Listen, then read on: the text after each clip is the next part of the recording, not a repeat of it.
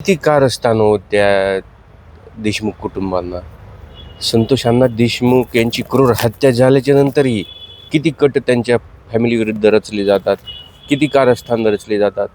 म्हणजे समाजानं पाहिलं पाहिजे, एका पीडित कुटुंबाला पिढ्या देण्याची ही काय परंपरा ह्यांनी लावलेली आहे.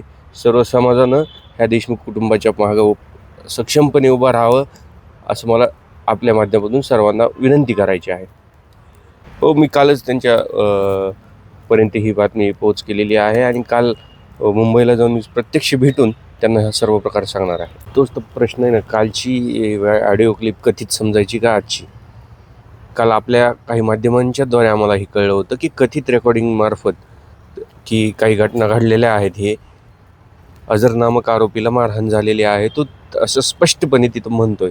त्यांनी पहिल्या ज्या ऑडिओ क्लिपमध्ये जे दावे जे उल्लेख केले आहेत, सेम तशा घटना त्या कारागृहामध्ये याआधी घडलेल्या आहेत. त्याचे पुरावे उपलब्ध आहेत. परंतु काल जेव्हा प्रसारमाध्यमात ही क्लिप बाहेर आल्याच्यानंतर जेल प्रशासन त्याच्यावर दबाव टाकला नसेल असं कशावरून? कारण तो पहिल्याच ऑडिओ क्लिपमध्ये म्हणतोय की मला जेलमध्ये MPD करण्याची धमकी दिली जाते. त्यांनी ज्या अर्थी तिथं म्हणलं की माझ्या जीवाला इथं धोका आहे. काल असं झालं की जेल प्रशासनानं त्याला सांगितलं तुझी जेल बदली करून टाकू.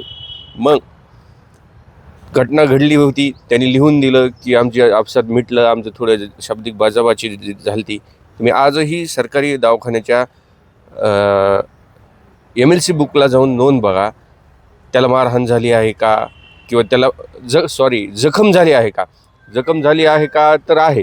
त्याच्या शोल्डरला जखम आहे, त्याच्या हाताला जखम आहे. पण तो कारागृहातून बाहेर उपचाराला निघायच्या आधीच मी जसं सांगितलं होतं त्याच्यावर उपचार झाले पाहिजे, तिथं कारागृहात लिहून घेतलं की तो बाथरूममध्ये पडला आहे म्हणून. आणि इथं MLCमध्ये नोंद करण्यात आली, ग्राउंड टू फॉल झालं. जेलचे नियम कायदे बाहेर येऊ नये म्हणून ते प्रकरण दाबलेलं आहे. आरोपीला स्पष्ट धमकी दिली गेलेली आहे की तुझी जेल बदल करू, तुला येरवाडा जेल किंवा बाहेरच्या जिल्ह्यामध्ये पाठवू. त्यामुळं त्या भीतीपुटे आरोपीने ही कथित क्लिप रेकॉर्ड करून बाहेर प्रसारित केलेली आहे.